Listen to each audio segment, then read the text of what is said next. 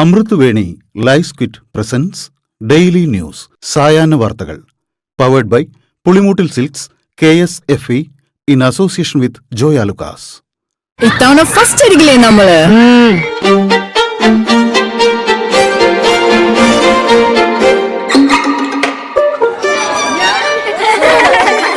കുട്ടികൾക്കൊക്കെ പെയിൻ ശല്യം ഉണ്ടാകും. അതുകൊണ്ട് ലൈസ് കിറ്റ് ഉപയോഗിച്ച് ക്ലാസ്സിൽ വരാൻ പ്രത്യേകം ശ്രദ്ധിക്കണം. ലൈസ് കിറ്റ് ലൈസ് റിമൂവർ പെയിൻ ശല്യത്തിൽ നിന്നും ഉടനടി ആശ്വാസം.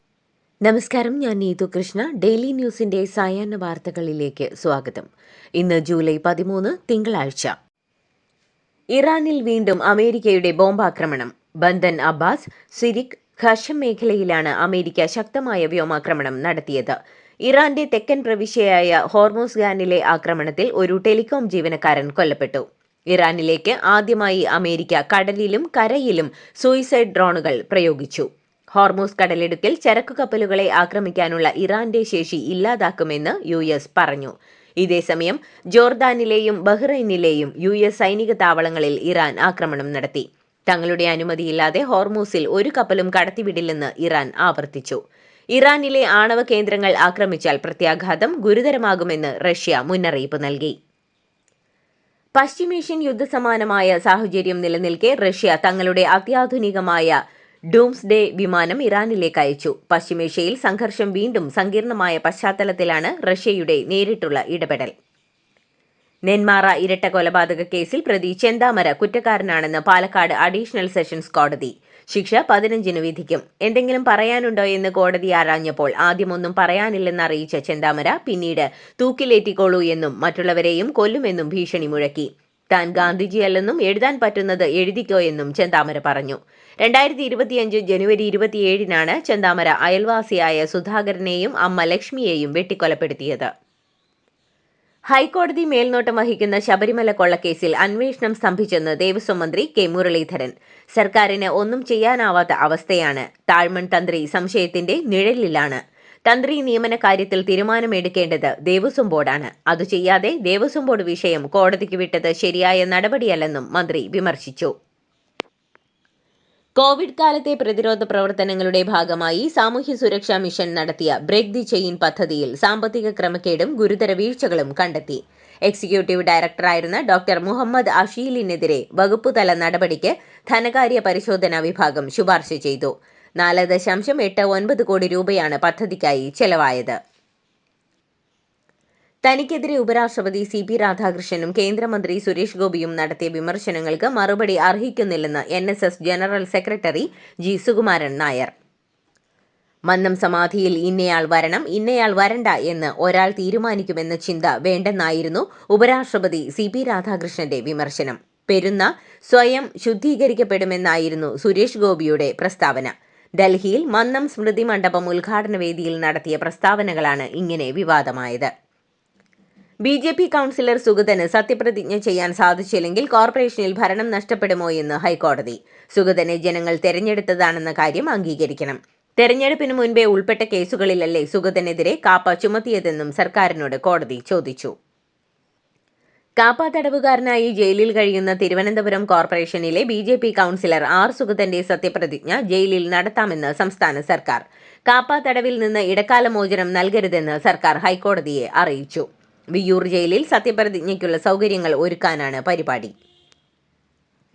അശ്ലീല ദൃശ്യങ്ങൾ പങ്കുവച്ച തൊപ്പി എന്ന നിഹാദിന്റെ യൂട്യൂബ് ചാനൽ പോലീസ് പൂട്ടിച്ചു. എറണാകുളം റൂറൽ സൈബർ പോലീസാണ് IT നിയമപ്രകാരം കേസെടുത്ത് ചാനൽ പൂട്ടിക്കാൻ നിർദ്ദേശം നൽകിയത്. സുഹൃത്തുക്കളുടെ നഗ്ന വീഡിയോയാണ് തൊപ്പി പോസ്റ്റ് ചെയ്തതെന്ന് FIR-ൽ പറയുന്നു. വയനാട്ടിൽ സ്വകാര്യ ബസ്സുകൾ വിദ്യാർത്ഥികളുടെ കൺസെഷൻ ചാർജ് 1 രൂപയിൽ നിന്ന് 3 രൂപയായി വർദ്ധിപ്പിച്ചതിനെതിരെ SFIയുടെ നേതൃത്വത്തിൽ കൽപ്പറ്റ RTO ഓഫീസിൽ ഉപരോധ സമരം. അനധികൃതമായി അധിക തുക ഈടാക്കുന്നതിനെതിരെ നടപടി വേണമെന്നാവശ്യപ്പെട്ടാണ് SFIയുടെ സമരം. CPM കണ്ണൂർ ജില്ലാ സെക്രട്ടറിയായി KK രാഗേഷിനെ നിയമിച്ചതിനെതിരെ CPM നേതാക്കൾ ജനറൽ സെക്രട്ടറി MA ബേബിക്ക് പരാതി നൽകി. പാർട്ടി ചട്ടങ്ങൾക്ക് വിരുദ്ധമായിട്ടായിരുന്നു നിയമനം. കണ്ണൂർ ജില്ലാ കമ്മിറ്റിയിൽ ഒരിക്കലും അംഗമാകാത്ത രാഗേഷിനെ നിയമിച്ചത് ചട്ടവിരുദ്ധമെന്നും പരാതിയിൽ പറയുന്നു. അറസ്റ്റിലായ യൂട്യൂബർ രാജൻ ജോസഫിനെ സ്റ്റേഷനിലേക്ക് കൊണ്ടുപോകുന്നതിനിടെ യൂത്ത് കോൺഗ്രസ് പ്രവർത്തകരുടെ കയ്യേറ്റ ശ്രമം. കൂടെയുണ്ടായിരുന്ന പോലീസുകാർക്കും പരിക്കേറ്റു. കണ്ടാലറിയാവുന്ന 20ഓളം പേർക്കെതിരെ അടൂർ പോലീസ് കേസെടുത്തു. രാഹുൽ മാങ്കൂട്ടത്തിലിന്റെ വിശ്വസ്തൻ ഫെന്നി നൈനാൻ ഉൾപ്പെടെയുള്ള യൂത്ത് കോൺഗ്രസ് പ്രവർത്തകരാണ് സ്ഥലത്തുണ്ടായിരുന്നത്.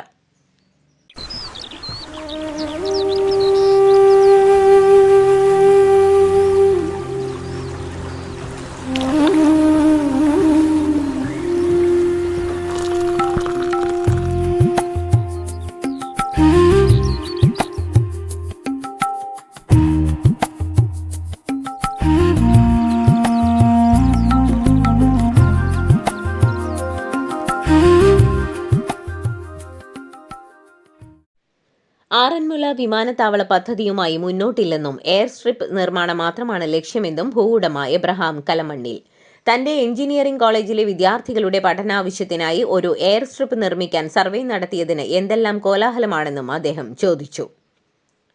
CPM നേതാക്കൾ വയോജന പഠനശാലയിൽ പോയി വിദ്യാഭ്യാസം നേടണമെന്നും ജനങ്ങളോട് പെരുമാറുന്നതെങ്ങനെയെന്ന് പഠിക്കണമെന്നും ജി സുധാകരൻ MLA. എന്തിനാണ് തന്റെ ഓഫീസിലേക്ക് പ്രതിഷേധ പ്രകടനം നടത്തിയത്? ഭരണം മാറിയത് ഇപ്പോഴും അമ്പലപ്പുഴയിലെ പോലീസുകാർ അറിഞ്ഞിട്ടില്ലെന്നും സുധാകരൻ പരിഹസിച്ചു. തൃശൂർ കുന്നംകുളത്ത് ഒരു കുടുംബത്തിലെ 4 പേർ ആത്മഹത്യയ്ക്ക് ശ്രമിച്ചു. പ്രവാസിയായ സിബിയാണ് ജോലി നഷ്ടപ്പെട്ട് നാട്ടിലെത്തിയ ശേഷം ജീവനൊടുക്കിയത്. കുന്നംകുളം സ്വദേശി സിബി, മകൾ അലീന എന്നിവർ മരിച്ചു. ഭാര്യ ബീന, മകൻ ആദിത്യൻ എന്നിവർ ചികിത്സയിലാണ്. കണ്ണൂർ അഞ്ചരക്കണ്ടി ദന്തൽ കോളേജിലെ വിദ്യാർത്ഥി നിതിൻ രാജന്റെ ആത്മഹത്യയിൽ ആരോപണ വിധേയനായ അധ്യാപകൻ ഡോക്ടർ MK റാമിന്റെ മുൻകൂർ ജാമ്യാപേക്ഷ സുപ്രീം കോടതി തള്ളി. വിദ്യാർത്ഥികളോട് അധ്യാപകൻ ഇങ്ങനെയാണോ പ്രവർത്തിക്കേണ്ടതെന്ന് റാമിന്റെ അഭിഭാഷകനോട് കോടതി ചോദിച്ചു. നവകേരള യാത്രയ്ക്കിടെ മുൻ മുഖ്യമന്ത്രിയുടെ സുരക്ഷാ ഉദ്യോഗസ്ഥർ ആലപ്പുഴയിൽ യൂത്ത് കോൺഗ്രസ് പ്രവർത്തകരെ മർദ്ദിച്ച കേസ് അട്ടിമറിച്ച സംഭവത്തിൽ MR അജിത് കുമാറിനെതിരായ അന്വേഷണ റിപ്പോർട്ടിന്മേൽ DGP ഇന്ന് സർക്കാരിന് ശുപാർശ സമർപ്പിച്ചേക്കും. ഇക്കാര്യത്തിൽ നിയമോപദേശവും MR അജിത് കുമാറിന്റെ വിശദീകരണവും ഉൾപ്പെടുത്തിയായിരിക്കും റിപ്പോർട്ട് സമർപ്പിക്കുക. സംസ്ഥാനത്തെ +1 പ്രവേശനത്തിനുള്ള സപ്ലിമെന്ററി അലോട്ട്മെന്റിലേക്ക് പരിഗണിക്കുന്നതിനായി ഇന്നു മുതൽ അപേക്ഷ സമർപ്പിക്കാം. മുഖ്യ അലോട്ട്മെന്റിൽ അപേക്ഷിച്ചിട്ടും അലോട്ട്മെന്റ് ലഭിക്കാതിരുന്നവർക്കും ഇതുവരെയും അപേക്ഷിക്കാൻ കഴിയാതിരുന്നവർക്കും അപേക്ഷ സമർപ്പിക്കാൻ അവസരമുണ്ട്. പാലാ നഗരസഭയിൽ ഭരണസമിതിക്കെതിരെയുള്ള പ്രതിപക്ഷത്തിന്റെ അവിശ്വാസ പ്രമേയം 21-ന് ചർച്ചയ്ക്കെടുക്കും.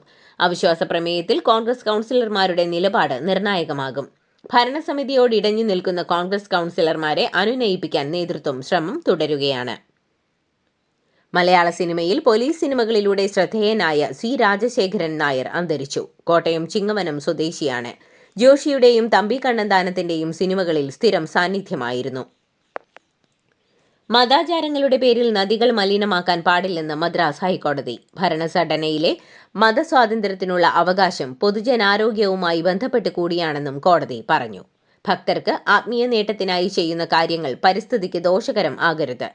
താമിരഭരണി നദിയിൽ ഭക്തർ വസ്ത്രങ്ങളും ചെരുപ്പുകളും മറ്റും ഉപേക്ഷിക്കുന്നതുമായി ബന്ധപ്പെട്ട കേസിലാണ് പരാമർശം. തമിഴ്നാട്ടിൽ ഗോവധം നിരോധിച്ചുകൊണ്ടുള്ള മദ്രാസ് ഹൈക്കോടതി ഉത്തരവ് സുപ്രീം കോടതി സ്റ്റേ ചെയ്തു. ബക്രീദ് ദിനത്തിലോ മറ്റ് ദിവസങ്ങളിലോ സംസ്ഥാനത്ത് പശുക്കളെയോ പശുക്കിടാങ്ങളെയോ അറക്കുന്നില്ലെന്ന് ഉറപ്പാക്കാൻ തമിഴ്നാട് സർക്കാരിന് മദ്രാസ് ഹൈക്കോടതി നിർദ്ദേശം നൽകിയിരുന്നു.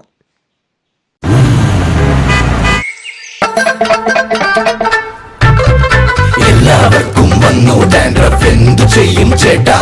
പേടിക്കണ്ട, ഇവിടുണ്ടല്ലോ ഡാൻഡ്രോഫിറ്റിൻ ഓയിൽ.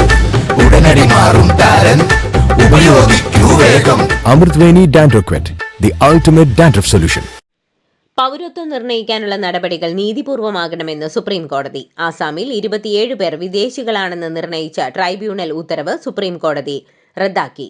ആവശ്യമായ രേഖകൾ ഹാജരാക്കാൻ കഴിയാത്തവരാണ് ഇന്ത്യൻ പൗരന്മാരല്ലെന്ന് ആസാമിലെ ഫോറിനേഴ്സ് ട്രൈബ്യൂണൽ കണ്ടെത്തിയത്.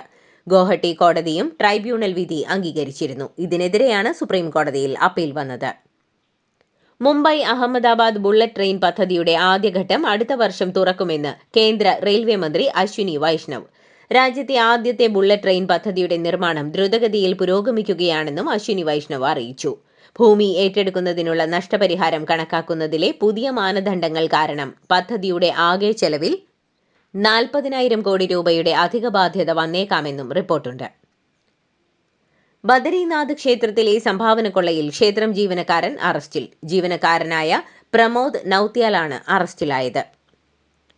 രാഹുൽ ഗാന്ധി എവിടെയാണെന്നും ആരുടെ കൂടെയാണെന്നും ചോദ്യം ചെയ്ത് BJP IT സെൽ തലവൻ അമിത് മാളവ്യ. വയനാട് മണ്ണിടിച്ചിൽ നടന്നിട്ടും ദുരന്തബാധിതരെ സന്ദർശിക്കാത്തതിനെയും 20 ദിവസമായി ഇന്ത്യയിൽ നിന്ന് വിട്ടുനിൽക്കുന്നതിനെയും അദ്ദേഹം വിമർശിച്ചു. ഗഗൻയാൻ ആദ്യ ആളില്ലാ ദൗത്യം ഈ വർഷം തന്നെ നടത്താൻ കഠിന പരിശ്രമത്തിൽ ISRO. 3 നിർണായക യോഗ്യതാ പരീക്ഷണങ്ങൾ കൂടി പൂർത്തിയാക്കിയതായി ഇസ്രോ അറിയിച്ചു. ഇതിന്റെ ഭാഗമായി ക്രൂ മൊഡ്യൂളിന്റെ സുരക്ഷ ഉറപ്പാക്കുന്ന 3 നിർണായക യോഗ്യതാ പരീക്ഷണങ്ങൾ വിജയകരമായി പൂർത്തിയാക്കി. ഒറ്റയടിക്ക് 82കാരന്റെ അക്കൗണ്ടിലേക്ക് എത്തിയത് 759 കോടി രൂപ. ബീഹാറിലെ മുസാഫർപൂരിലാണ് സംഭവം. വാർദ്ധക്യ പെൻഷൻ എടുക്കാനെത്തിയ കാമേശ്വർ മിശ്ര അക്കൗണ്ടിലെ ബാലൻസ് കണ്ട് അമ്പരന്നു. മകന്റെ അക്കൗണ്ടിലേക്കും വൻതുക വന്നിട്ടുണ്ട്. ബാങ്കിനുണ്ടായ സാങ്കേതിക പിഴവാണ് കാരണമെന്നാണ് വിവരം.